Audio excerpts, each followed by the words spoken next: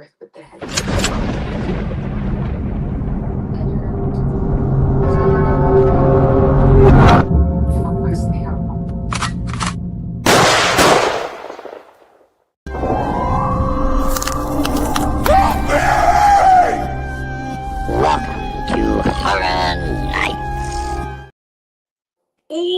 everybody to another Halloween Nights. What a great week it's been, and what a great week we have coming up. And we're right here smack in the middle, the day right before the old weekend and the new week begins. And we got a very special guest for you on this day. We got the one and only Jacob Capps. Welcome to the show. Thanks for having me.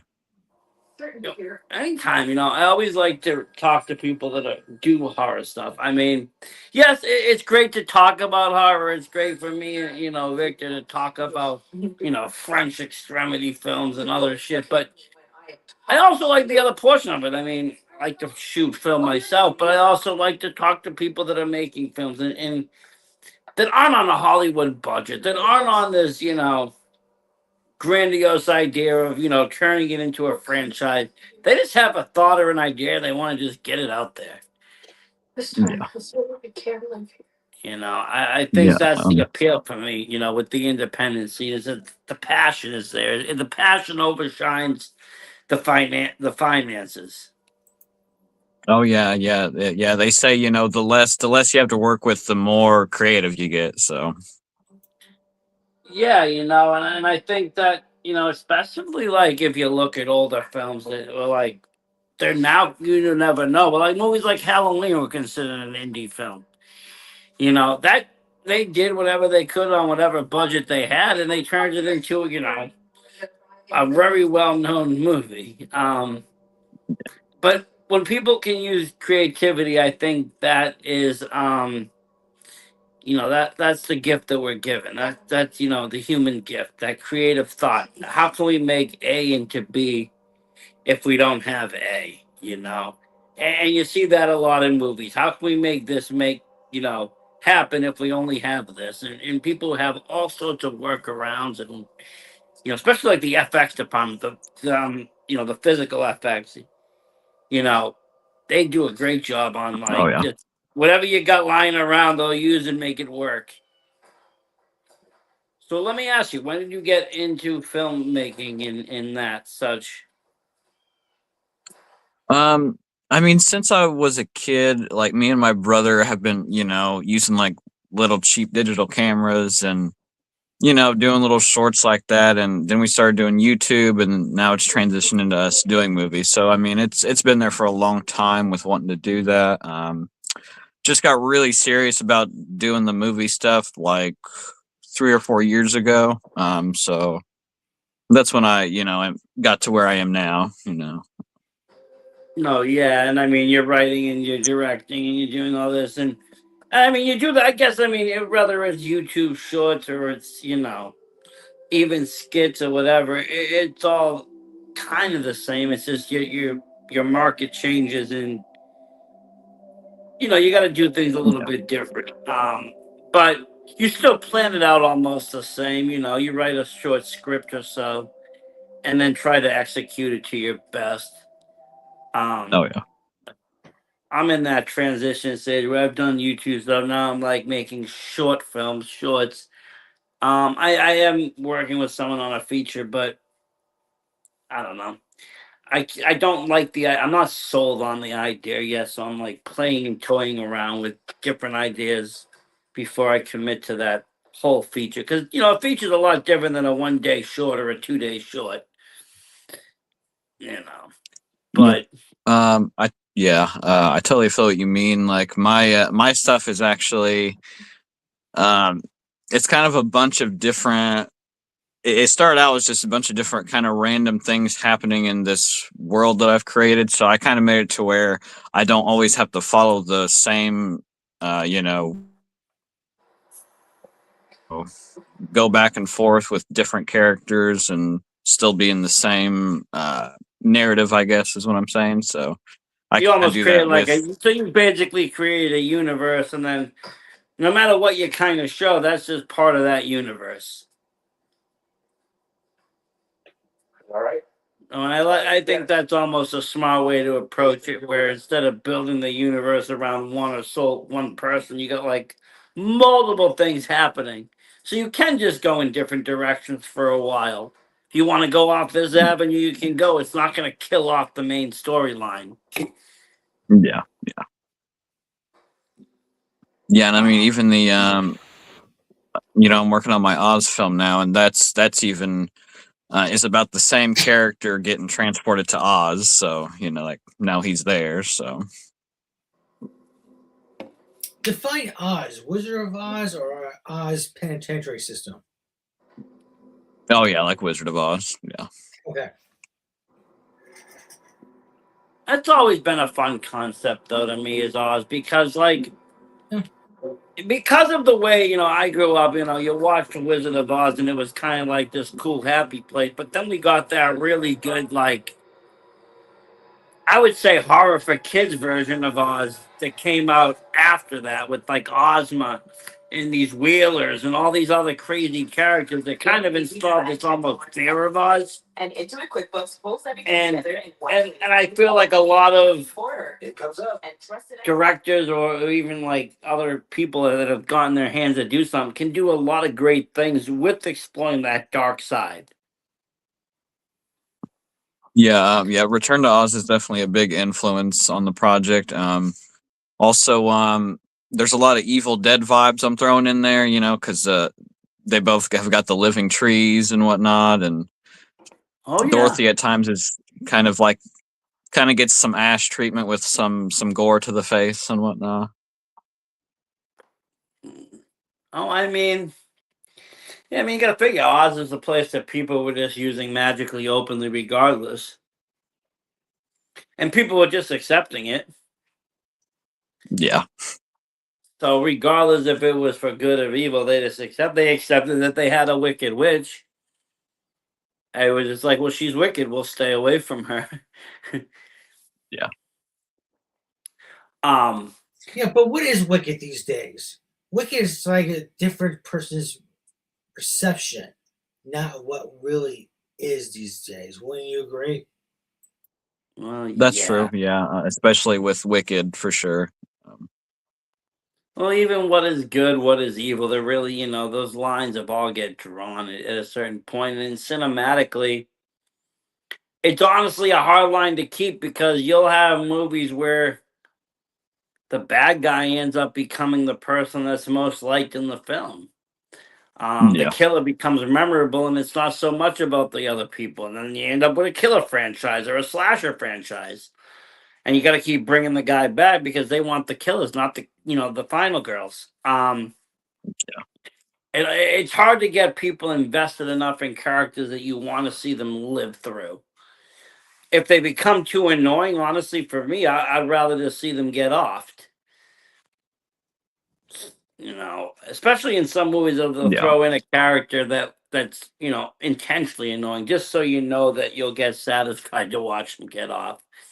I mean, I'll be honest. I watch a lot of it. A lot of different horror films, a lot of extreme horror films. I like classic, you know, slasher stuff, but I've gone into the more foreign films, French films, German films, um, Those are the ones art that keep you house up at night. films. Those are the ones that keep you up at night. Sometimes it's just they're a good dose of reality, because it's the Hollywood essence is gone. There's no grandiose explosion of superheroism. This is what happens, and this is it, and that's it. We're Good night. protected for so long. We're protected for so long for having one concept. It did not just this is the world of horror reality.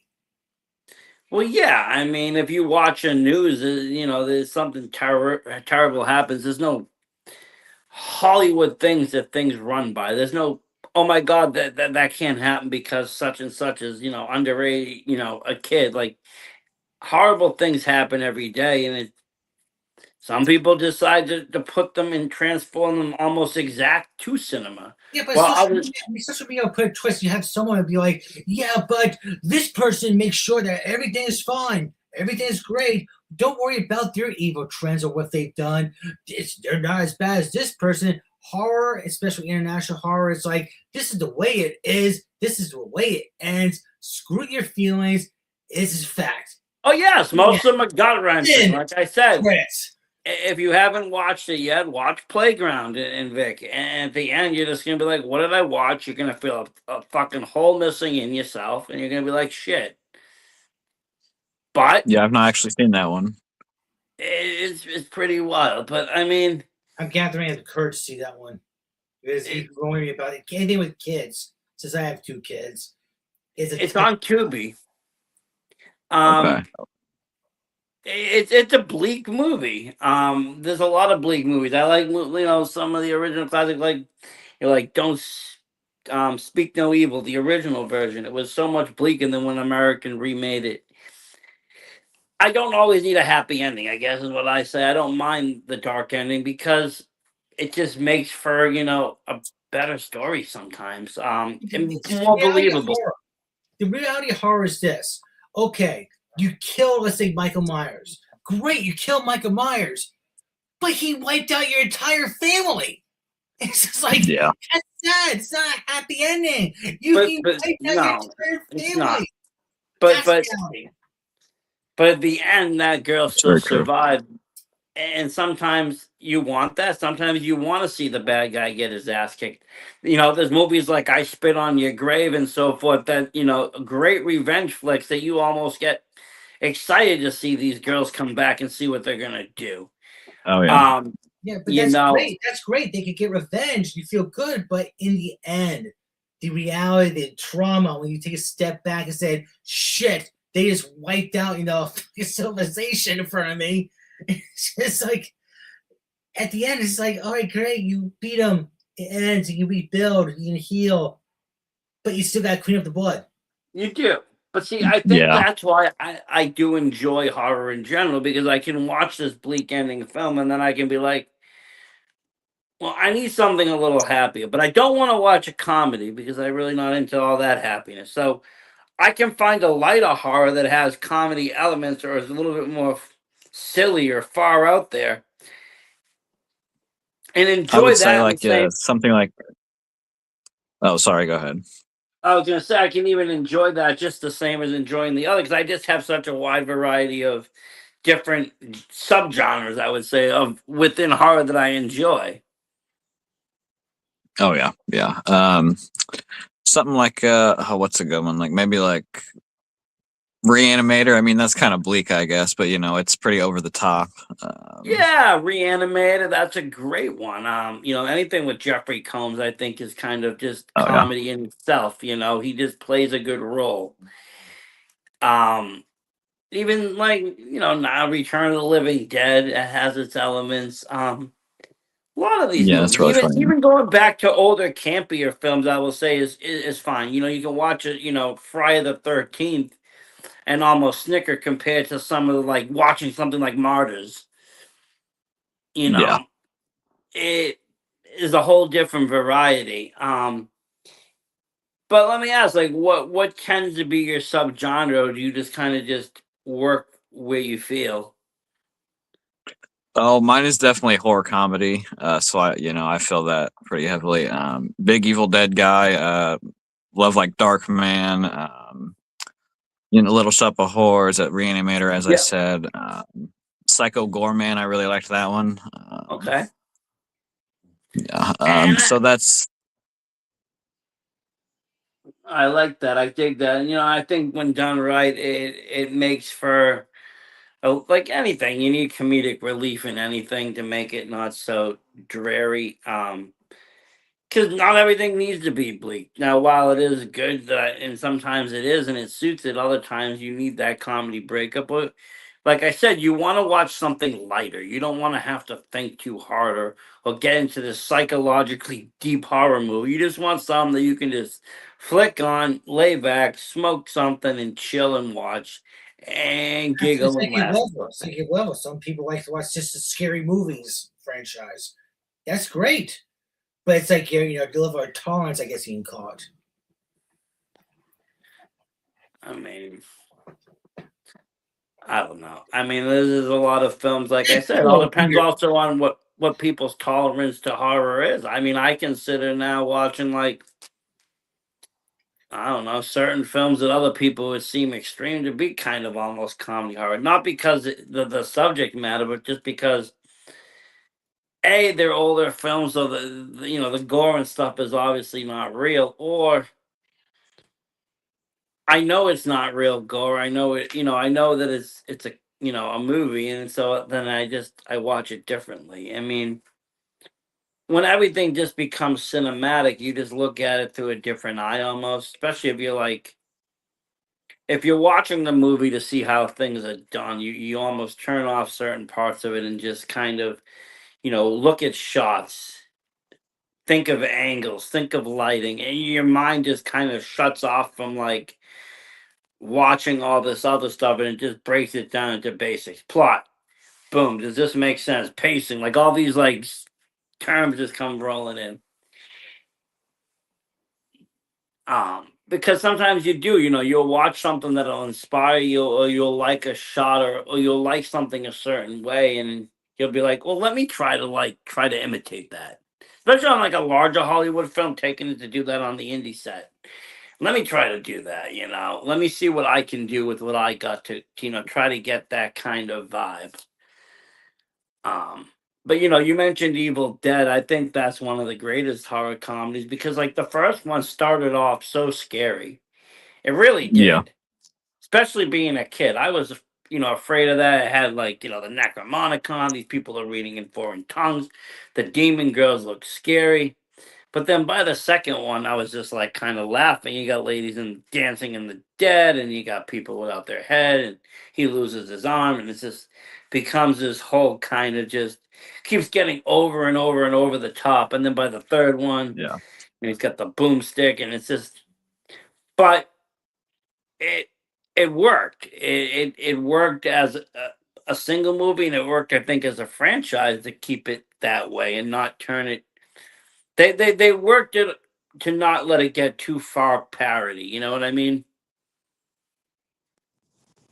Yeah, and with Army of Darkness, that's very I always felt was very Oz inspired. It's almost like when Dorothy arrives to Oz through the Twister and she's praised for killing the witch and wants to get back home. And It's like taking the story of Oz and just saying like, okay, this has some like a little dash of horror, a little dash of comedy, a little bit, and boom, it became a cult classic. One of my favorite movies of all oh yeah. time.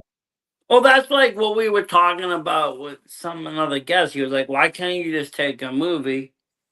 You want to remake it? That's fine. Take something like Wizard of Oz, remake it, change Oz to another land, change the characters, change the plot, change this, change that, and boom, you got the same premise but a whole different movie." And they did. I think they kind of did do that. They used that idea that this, like a savior has arrived, and that's kind of what Dorothy was in a lot of ways. She killed the Witch of the East. She was savior to those Munchkins.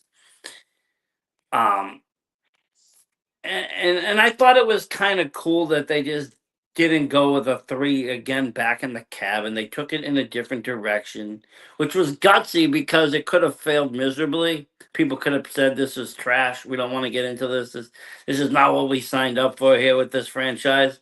But I think they embraced that third film. They're like, yeah, let's rock with it. And it became just another cult classic like the other two. Yeah, that's my favorite thing probably about that franchise is they always do something different in each installment. So I think that's really cool. And I think that keeps franchises alive, is when you add something new. I mean, like you said, you're working out of everything now. Do you have individual films out there? How do you have your stuff out there right now? Yeah, so I'm currently still editing my first film. It's completed, just not put out yet. Yep. But I do have some scenes of it uploaded on my YouTube channel. It's at Reaper's Whorehouse 420. Awesome, awesome. I'm gonna check those out. I can't wait to see the feature. And like you said, that's kind of what's gonna take place within a universe or in a world. And so everything that Yeah. happens in that world is kind of a story that you tell. In some way or somehow they're connected, but they don't have to be directly connected. So you're gonna get to a Exactly. point Yeah. of Like you could definitely start anywhere from the way that they're written and I'm making them and whatnot. Like I'm actually shooting one of them that takes place in 1989 right now, and it's a James Dean horror comedy about like my character like gets possessed by the ghost of James Dean, and he has to take down an evil like dictator Elvis Presley. Um, that's some like Bubba Hotep movie stuff. That's fun. yeah, it's very Evil Dead and Bubba Hotep inspired. I like when when people play with kind of history like that, or have alternate reality or alternate history, because, like I said, it just brings a different sense. Where, hey, what happens if this dude was still alive, and what happens if this guy was this guy, and what happens if all this was real, and like tells a really good, interesting story. And let me ask you something. I was shooting something from 1989. Is it hard to get the authenticity on camera, like the clothing, the atmosphere? Because everything looks so modern, you have to almost set up sets for that. Sorry, you cut out on my end. What was it you asked me? Oh, I was saying, with you shooting something in the year 1989, do you have to like build sets? Because I mean, everything in the world looks so modern. How do you do that for a workaround to make things look, that it looks authentically 1989? So we're yeah. The way I've worked around that is like a lot of the film takes place at the James Dean Festival in Fairmount, so it's pretty easy to create it looking like it could still be the '80s at that, and the characters just kind of wear a lot of like my character wears like Kiss shirts, and one of the other characters wears like different '80s films on his shirts and stuff like that. But yeah, like for the most part, it's at the James Dean Festival or like outside of a church, or like there's stuff that takes place on like just on like some hill areas, so that there's not a lot that I have to hide. It's not in the '80s, you know. Yeah. No, I always figured the hardest thing to hide would be like the cars. If you needed any cars, you don't want any, you can't just have a 2020 car rolling by in 1989. People are going to be like, what the fuck is that? Um, Yeah. but like you said, there's workarounds on other stuff. That's cool though. You can kind of film at the con too and kind of get, the energy off of that. And it's a a great way to kind of get the atmosphere and everything that you kind of need for it. I've seen a few horror makers, film or try to get some shots are done at cons, even using like guests or like, hire a guest for an hour at a con and get one scene done or something. It's innovative, it's creative, Thank you. Yeah. because again, filming can be done in very different ways. Yeah, you can go out for 3 weeks and film the whole film all at once, or depending on the style of film, you might be piecemealing it over the course of 6 months, doing different things.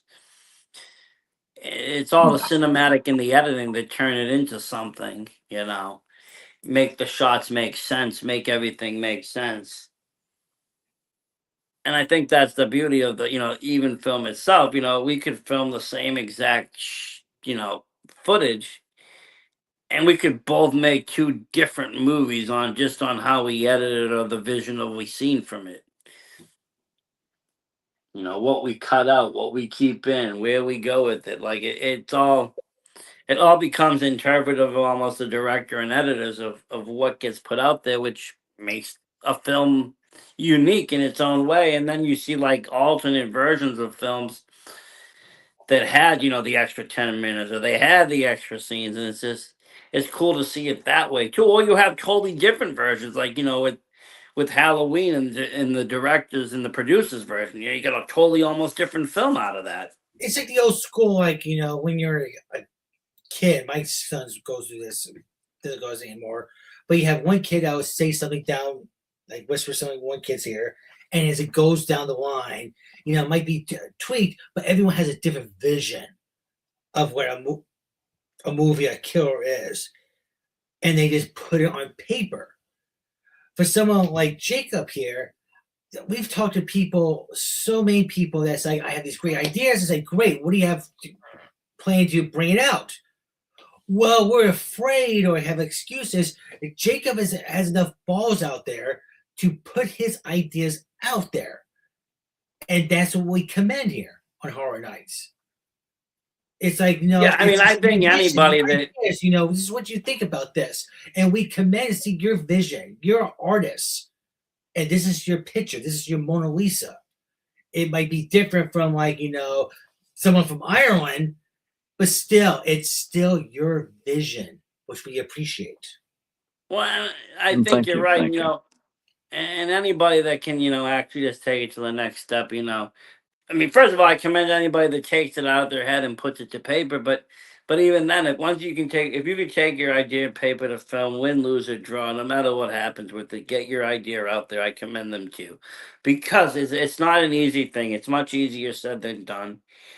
You know, but if you really want your stories to be told or shown, that's what makes or breaks people. That's those are the determined ones.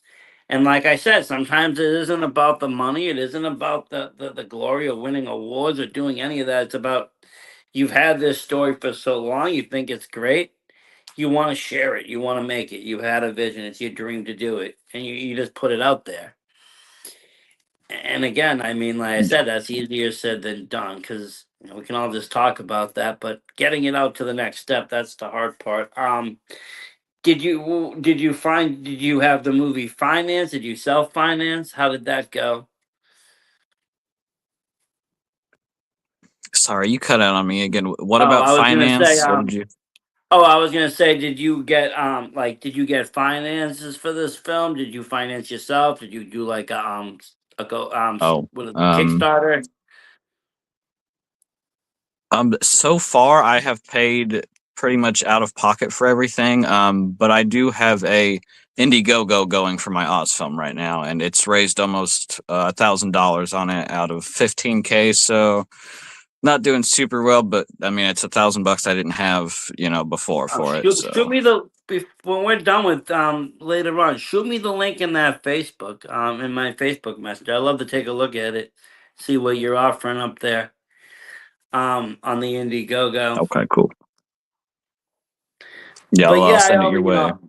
I've done an executive producer and helped produce a few things now at this point, and sometimes the finances is helpful. We're not talking millions of dollars in budget here, but it's breathing room for directors and movie makers when they get certain aspects covered, especially if they need locations. I think if you need to rent out locations, you need to do this, you need to do that. If we needed permits, then it becomes I mean, I guess it all depends on where you live, what you're shooting. I could go into Vic's house and I could shoot in the woods for 7 to 8 days, and no one's gonna bother me because he owns the woods, Yeah. and you don't need permits. You don't need any fire permit. You don't need nothing. This house, you don't have to go to my house. You have the fucking woods. And if you go like, hey, do you have any other areas? I can say like, yeah, here's some public areas. It's Southern Vermont. That's all I can say. Is Southern Vermont explains it all. Well, that's the thing. Where other people, they have to they can only get a hold of a public park. They need to rent it out. There's all these rules and regulations. You can't do this. You can't do that. No fires. No this. No camping. I mean, every place has its own set. Wait a second. I never said those signs and those things were posted. I just said we have these areas, and we're gonna be recording those areas, and we'll be kicking ass in those areas. Never said anything about legal point of views. Yeah, but even on your dad's property, you got acres of land. You go out an acre, you shoot a film, it's still on your property. It's still private property. And you're in the middle of nowhere where nobody can hear you. You could have a whole murder scene, and no one's going to even bat an eye. Where my dad's the type of guy that if you make a run for the dispensary, if you decide to kill someone and set them on fire and have a stake, he'll turn his back. He'll turn his back. He'll be like, you can't see that bonfire out there. They're fine, Fucking. The shades were closed that night, but no. You're supposed to know. No, because I've tried to do, I film in a cemetery quite often. I can get away with most things, but one time we had a fight scene, and All of a sudden, the cops came. Wow, why are you guys all fighting out here? I'm like, oh, we're not. We're filming a movie. Oh, okay, cool. You know, but Yeah, but it's that was a wrestling base, though. It wasn't. but yes, but still, I mean, if it wasn't wrestling and the guys were trying to stab each other, the cops still would have came. Around here, you just have a cooler, fill a beer. You could be killing someone. If someone drives by, say, "What are you doing?" Nothing. You want beer? What the fuck? Great, man. You have a new friend.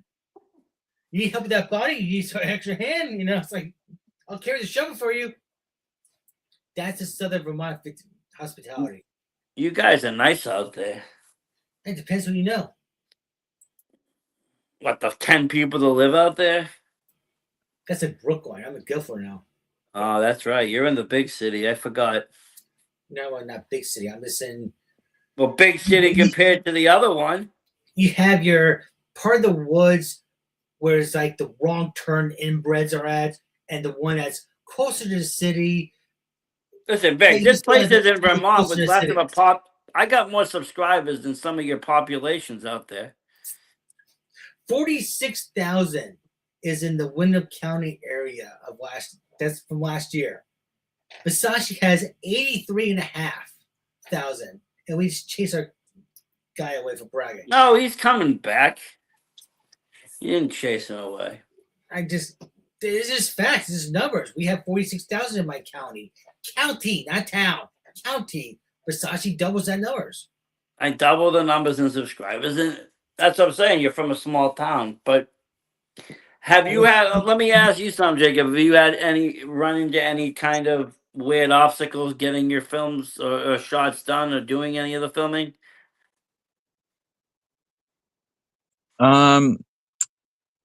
Usually no, but I mean, there was an instance recently where we were filming out at like an old church, and I guess we were trespassing and we didn't realize it, and the cops pulled up on us and were asking us like what we were doing, and we were like, "Oh, we're just filming," and we were showing them our equipment and everything, and they said that the owners saw us on camera out at this church and called the cops on us, and they were like, told us we had to leave, and they didn't charge us with anything, but so yeah, that definitely sucked. They're pretty much like, if you leave, you can go. Just leave. We don't want. Well, how were you supposed to know the church was still being owned and watched? I mean, it wasn't like, I mean, then I think that's the other thing. Like, for instance, if you were going into this old church to film a movie, but you wouldn't have started to destroy the place. You weren't going to, do any cause or damage to it. You were just going to use it as a location set. Whereas other people, I guess they get, owners probably are thinking, vandals and other things. They don't want to mix the two together. Or they want to make money off it. They're like, yeah, you can use my spot, but we're going to have to work out an arrangement. Here's a church donation, and you can use it on Monday from 2 to 6. Yeah. But yeah, one good thing about if it is going to be filmed, there's a Oz Park in Illinois, and it's like a public park. Anyone can go on it, but it's set up like Oz. Like, they have a yellow brick road. There's a haunted forest, city. So it's gonna work really cool for like the set and whatnot. Yeah, you can do a lot with that. Like, even with the road and everything, and having that all kind of already built in without having to build it yourself must be clutch in a lot of ways. And I mean, let's face it, as a park, so if you have people kind of dressed up or whatever, no one kind of bats an eye. Like, I've noticed that even you go into haunted houses and stuff during Halloween or whatever, or things that are more that, people are dressed up like in all sorts of stuff. No one's even questioning it. That's not like in the summertime where you're just walking through looking like, Jason or something. But you can kind of guerrilla shoot some things too if people are just, whatever they're doing. Hey, there was a guy that made a whole movie in Disney World, and Disney didn't even know about it. So anything's possible. I've seen that. That's a good movie. It is a good movie. Yeah. He really angered them too with that, because they're really big about filming out there. Like if you have anything better than a phone, they make you put that away. Yeah. Yeah, I remember they didn't end up suing him though. I can't remember why, but They sued him for yeah. something, but I think he still beat it or something happened where he like either that or the movie got public domained or something. I don't know, but he didn't have to remove the film. The film is still out there. Yeah, But it's a again, weird one, but it shows the creativity and bravery of filmmakers. You know, what are you willing to do to get your film out there? You know, back in the day, it used to be to go to the Amazon jungle, like Cannibal Holocaust, and just film whatever until you come back with a film. You know, other yeah. people are doing other things. It's again, how far are you willing to take that camera? If that's your purpose to do so, to take it to the extreme or to take it. I think, Yeah, there's a however, lot. I'm never gonna look at Cannibal Holocaust with all due respect towards you, Mr. Stoner, as a horror movie. It's just known as you go on the Amazon. It's not a horror movie. It's an exploitation film, first of all. And then again, I'm a sick fuck that looks like Jason Voorhees, or Leatherface. You entered their property. You got killed. That's a you. Yeah, but define horror movies. Like, I don't think the movie Hostel. Life is horror. Waking up in the morning. Well, that's what I'm saying. But I don't horror. I don't think movies like Hostile is horror. I consider that to be more of a drama or something else. I look at it as a documentary. This is the way things are. In some ways, yes. It's like, okay, it's the way things are. Okay, be blessed that you're good, your family's good. That's it. But a horror is only a horror to people that are afraid of what they're watching. Life is a horror. It's just. So then the more bleak videos would be more scary to you in ways. What was that Michael Douglas movie? When he was like a Wall Street worker, and then he just snapped and started like shooting shit up because people like the slow service. You know what I'm talking about? I do know that one. It's like that's what happens. That's a horror. Okay, it's a horror. You're right. People got scared. People these days, especially, say they're mentally fucked. It's like, okay, it's a horror. What defines a horror these days? As long as people are watching, they are paying money for your product. Who cares? You getting paid. People no, you care about what genre you're in, Rick. If you're doing the festivals, obviously you can't put because you think your horror movie's funny, you can't put it with comedies. You're not going to accept it. Who cares what people? It's just believe what you think in your. Yeah, but that's not how the festivals work. Oh, who cares about it? You know, that's how life works. It's like they say you should be this, you should be that. It depends what you think. Okay, well, then, if that's the case, then I'll tell you right now, all the Terrifiers are funny movies. It's about a clown. Anything with a clown is basically funny to me. I laughed. Did I not laugh when I said, "Is that girl just fucking herself in the glass?" I thought that was funny. I thought the chainsaw scene was. I know that. I thought the chainsaw scene was funny. Jacob has a sense of humor. There you go. No, Arthur Clown's a good guy. But again, it's a clown. It's meant to be funny because he's laughing. He wasn't seriously killing anybody. He was laughing while doing it, so to the point that you almost wanted to laugh with him. I was laughing with him. When he scalped that girl and was laughing when the mother walked in, it was almost hard not to laugh with him. I'm sorry. And it's like, even when you see her scalp the girl, you just still, I mean, even if you think it's fucked up, you still laugh. When I contacted you about the shower scene, when the guy got the chainsaw up the ass, did I not just laugh? Was I not have a big smile on my face going like, dude, that's really fucked up? You were still laughing, though. I'm still laughing. We still laugh now that we tweet your mind, Victor. Yeah, it did a little bit, but it's fucked up. It's great. It's like a roller coaster. But I mean, like I said, other people find it really scary. If you're afraid of clowns, those movies are going to petrify you. Same thing with Pennywise and that. If you're afraid of clowns or clowns of basic fear, those are going to petrify you. Mr. Stoner, you got a question? Let's do the question up. So my name is Aaron. Had a question for Jacob about his Oz film. What character do you think you relate to in your Oz film?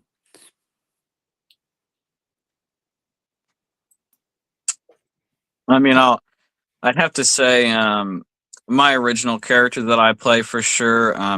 He's like his name is Reaper. He's like a black metal artist, and he's the devil's bounty hunter. And he's trying to save his soul from the devil and get away from being his bounty hunter. But his personality is very similar to mine, and it's easiest for me to play that character because it's so personal to me and everything. And he, no, I would say him, but I mean, if he's wanting me to answer with like an Oz character, then I guess that I would say maybe there's things I relate to with Dorothy somewhat. Like I've definitely felt like an outsider at times, and Dorothy kind of has a lot of feelings about that and whatnot.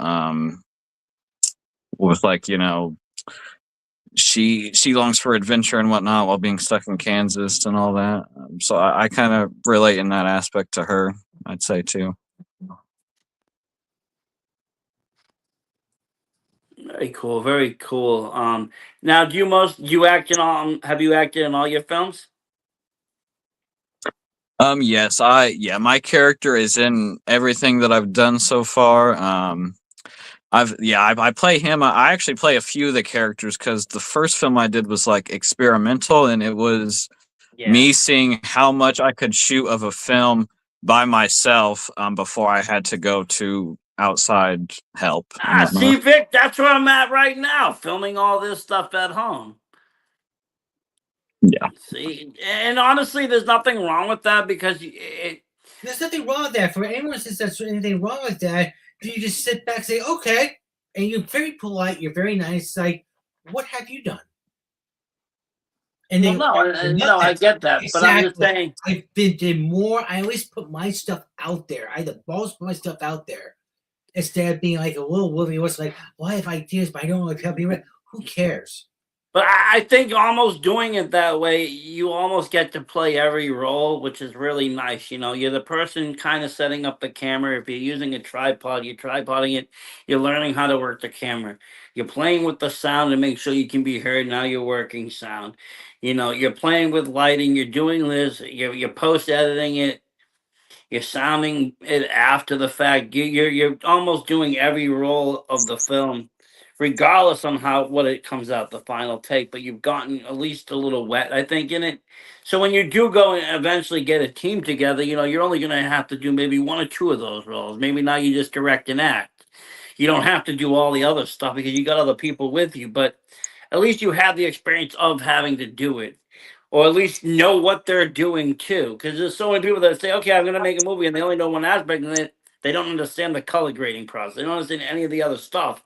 It's just like show me the final product, and it's just like years ago. If people say hey, I had a wrestling podcast, I hit #1 in Finland because I hit international market.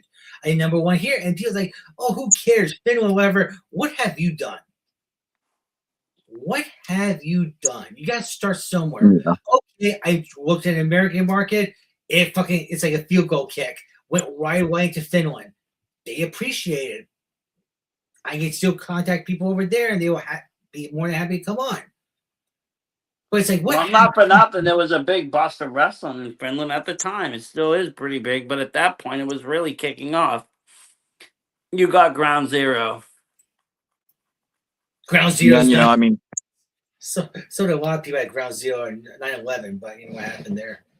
It's not the same. Yeah. But now like you said, you're a little bit further along. So now I take it you have a decent team where you put a cast together besides the roles you're filming, and you put on the whole thing. But like I said, starting even back in the day, like you said, you started with your brother and just kind of recording with camcorders and stuff. You learn all these things. You learn, you take a little bit of everything you do with you to the next stage. Yeah. And with, this first film, I work a lot of that into the story. Like my main character is he's an agoraphobe. So he's terrified of leaving his house. And so a lot of the trouble he gets into in that first film, it's it's things coming to his house to attack him, and so he's like fending himself off in his own house and whatnot. I like that though, because then it plays into other bits because there's a lot of people that don't like to leave the house in general. And they can resonate with that fear, resonate with that character, and you know, I think that's what I like most about horror in general is that you can find things that kind of relate to yourself inadvertently or intentionally, but sometimes it's inadvertently. You'll be just watching a film and all of a sudden you realize the character or one of the characters is very similar to you or have gone or you guys have gone through similar things, and those are the characters you end up relating to and you want to see survive and so forth. But again, it character writing I find is almost the trickiest because yes, you're supposed to use fiction, but at the same point, you want it to be really realistic, and it's hard not to take people and almost throw these things in. That you got to like really change it around because you don't want someone to be offended, even if they say take my likeness. You don't want to throw all the negativity or the everything into it. So, but I feel like it's always hard to kind of like shut off key aspects of things that I know of people and such because I want to obviously use what's relatable, what's closest, or even what's most realistic. Um, but you almost need to, write totally fictionist characters. Just hey, you're making new people. You're making a new world. You're making a new movie.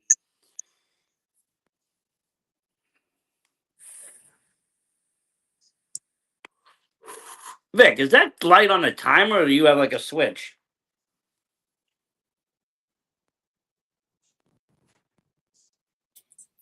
My mic does not go through it, but my lights go through like a rotation. Oh, okay. Well, that's good. I didn't know if you were like controlling and if you were like the man. Now let me ask you. This right there. What fucking button is it? This is a brand new system, so like, please forgive me. I have a button that says like you pissed off the gods. You start pressing buttons. Now, let me ask you, in let's say the Circa of Oz, when would your movie take place? When would it be after Dorothy, after the witch is dead, prior to all of that? Because Oz has its own history. Yeah. So the plot is actually it's I kind of wrote it as if it's an unofficial sequel to the MGM film, and if you consider Return to Oz the sequel to that film. So Okay. those events are kind of canon within my film, and the flying monkeys have resurrected the Wicked Witch of the West through like a ritual.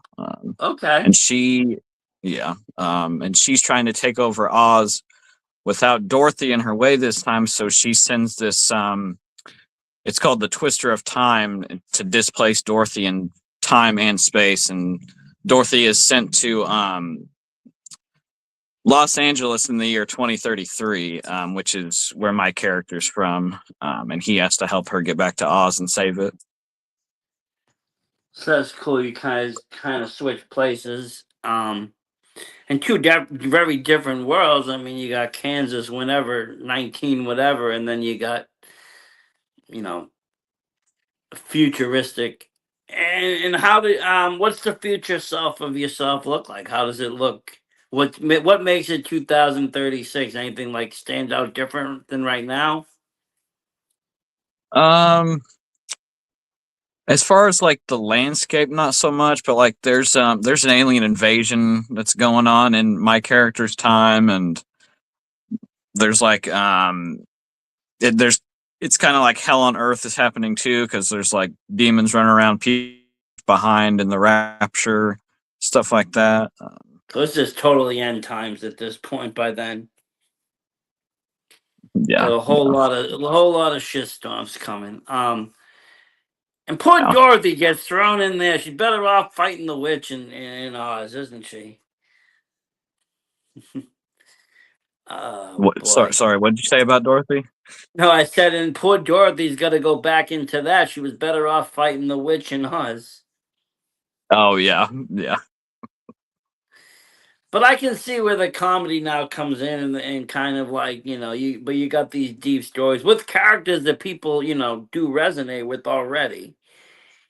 Incorporate with new characters like yourself, which I think is a great concept. I mean, I'm always for just seeing what a fan of a franchise or a fan of a movie can do, even, if it's a step aside and just running parallel with or something a little different with. I love to see it because I do believe at the end of the day, the fans, even on franchise films, have put out some of the best films have been fan films. They've done better job than some of the Yeah. canon films at the end because the fans kind of know what fans want, and fans know horror more than executives and producers that know money. And so if you're looking for something that might not be $1 billion success, but is going to gain the hearts of horror fans, then sometimes that's the right way to go, in my opinion. I think that's maybe why so many people do love horror today, because a lot of the 90s films flop, but we learned to love them on VHS.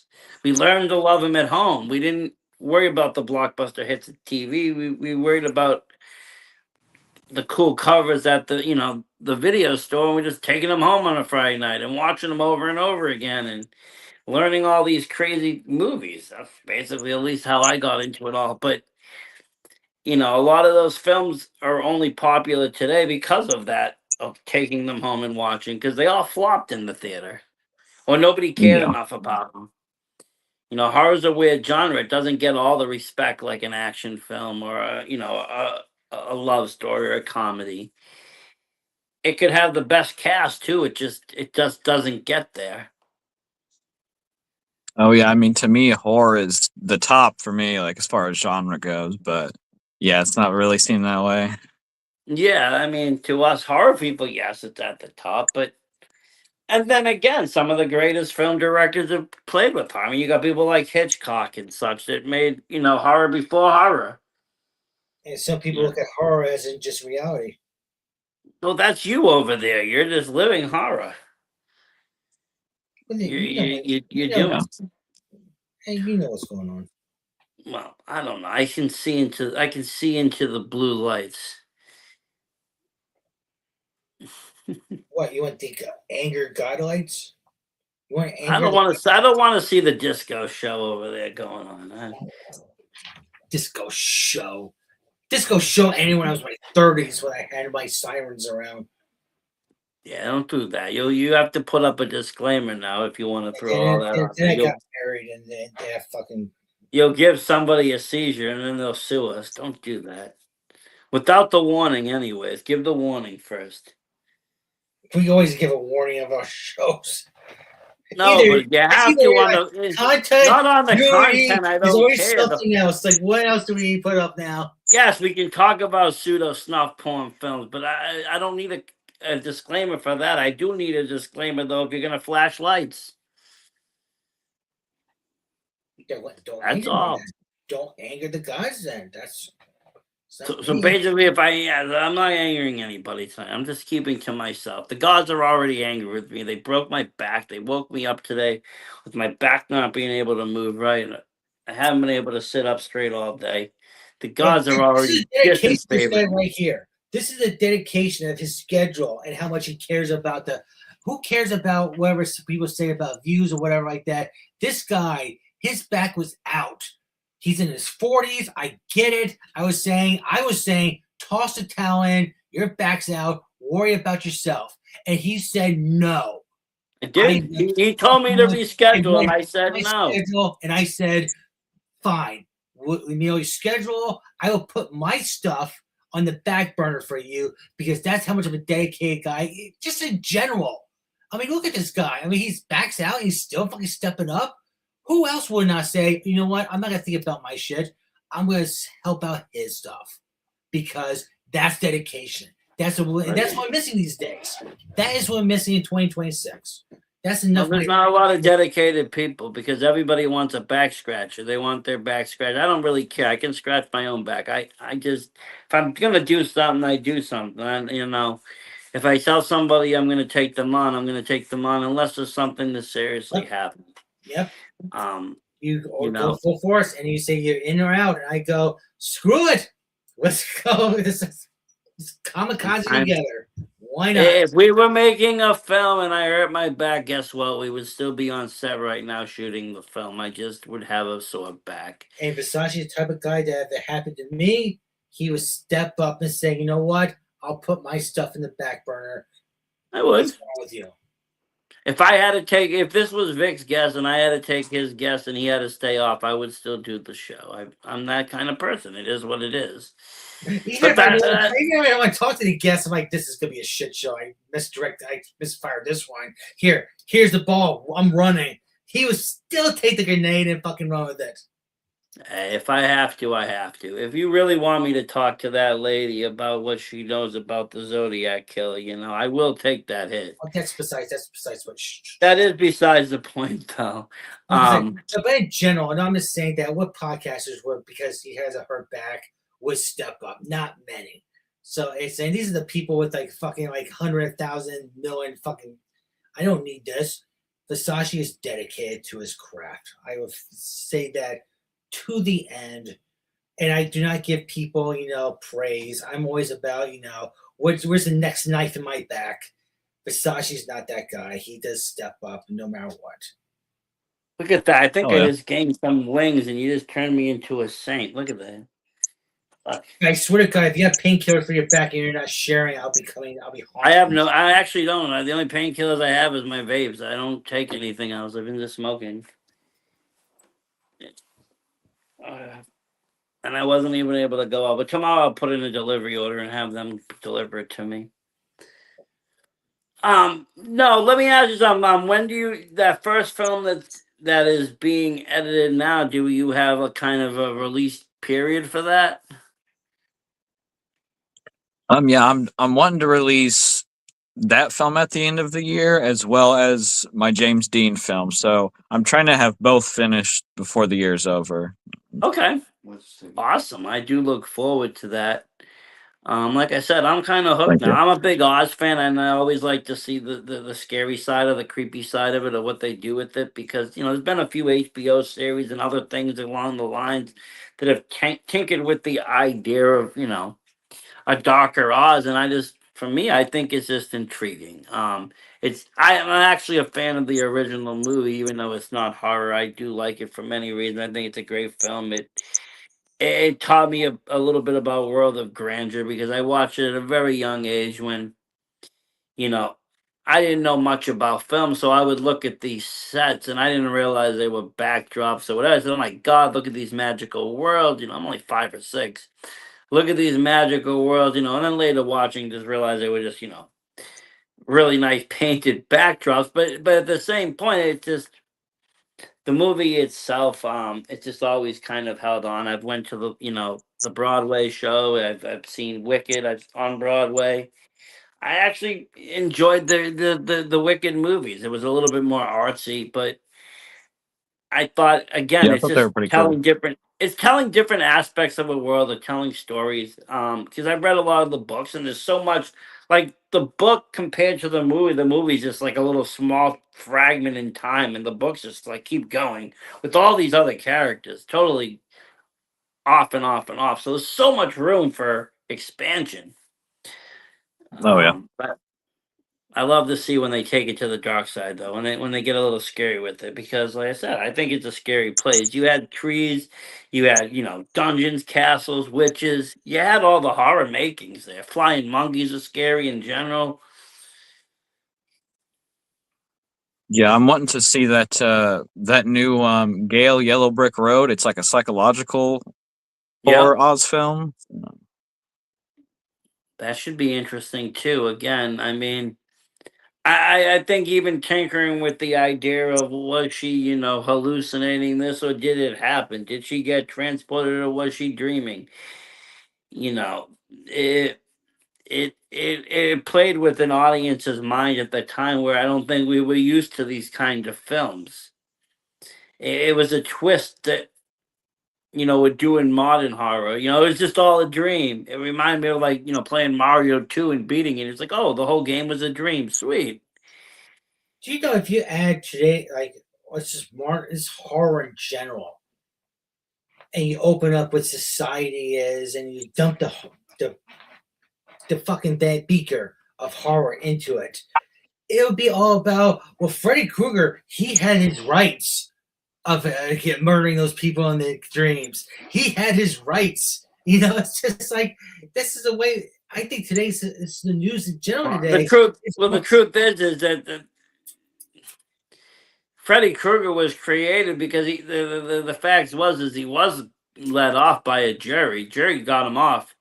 He was freed, but the parents knew better, so they murdered him. He was actually a vengeful spirit. People celebrate when Leatherface wasn't on the Epstein list. And that's how people are these days. It's just like, okay. Well, people celebrate anything. Party on. Invite me. Bring me some politics. They have their own list in Texas, anyways. All right, Texas. I'm in the wrong part of the country. Well, I've said that many times. There's nothing going on, but yet for paranormal, you're supposedly in the eye of Sauron over there. It's like the eye is opened up. People are being abducted all around you. They're just not abducting you.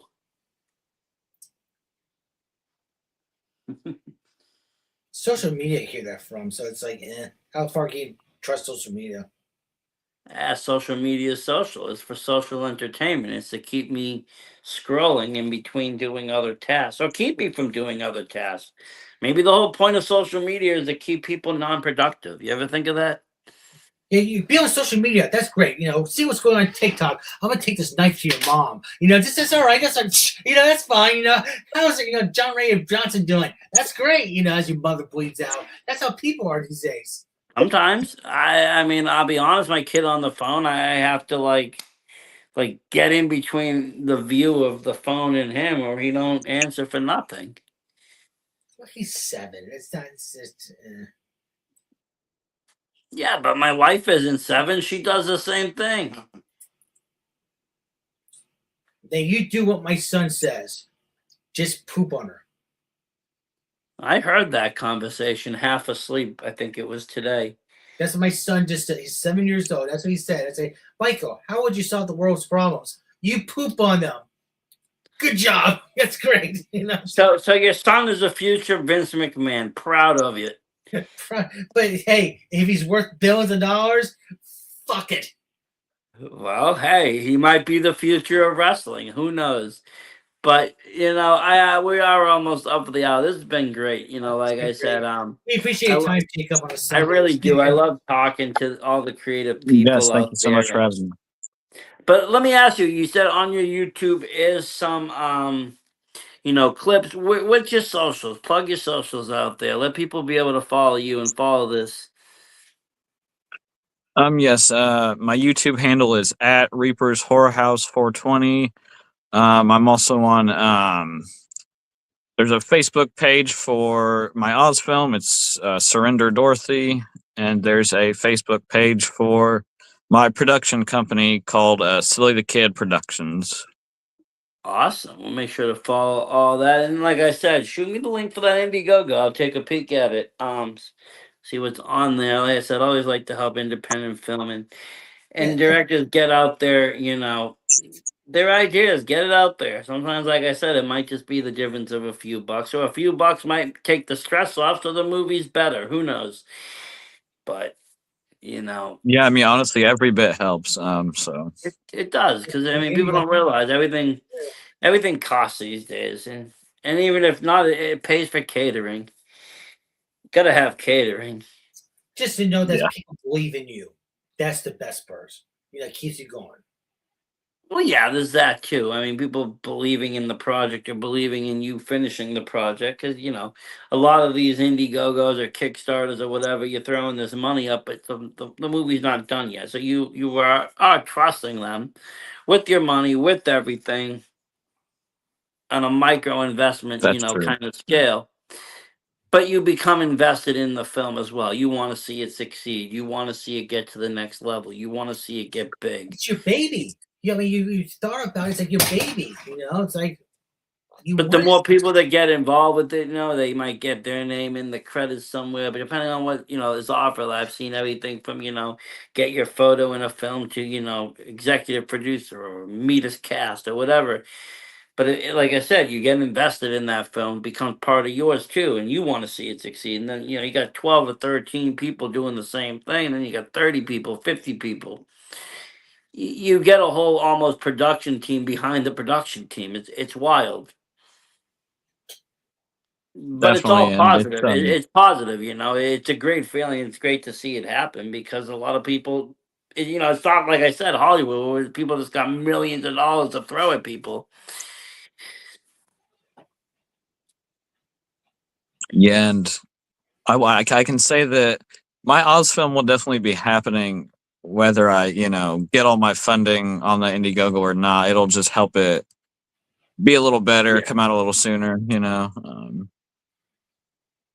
No, but I'm saying even in general, I'm sure down the line there's been people that have put out false hopes of a movie just to make some money, and then that movie take either years to come out or never come out for whatever reason, and a whole bunch of people lost money on Oh the yeah, deal. And it just yeah. I remember happens to be that. there was some Star Trek creators that promised like a big Star Trek project with like actors from the original shows and whatnot, and then they got their funding, but then they just took the money and ran. They didn't make the project. They probably had no. They probably still wasn't enough for the rights. I just heard now they're trying to remaster the next generation. And I believe that show had $1 million budget per episode, and they're gonna take it all and bring it into 4K. And it's supposed to be this like massive project. Like it's gonna be like $70 million or something to do it. Oh wow. Something silly to remaster it to 4K. But they said they want to do it. I don't know. That's big money though. Once you get into those Star Trek and Star Wars franchise, you're talking huge dollars. Yeah. Where they actually want you to use every last cent. They don't want you to come back with anything. Yeah. They're like, spend that last dollar on one more VFX, please. Yeah. But what are you gonna do? Thank you for coming on. Thank you for talking about your Of course. movies. And like I said, I can't wait to see where it all goes, watch it and so forth and see, how it expands. Thank you Thank you. again. And thank you everybody at home for watching. It's been a very special episode Sunday night here at Horror Nights. Stay spooky, everybody. We got a wild week. Like you said. Sean.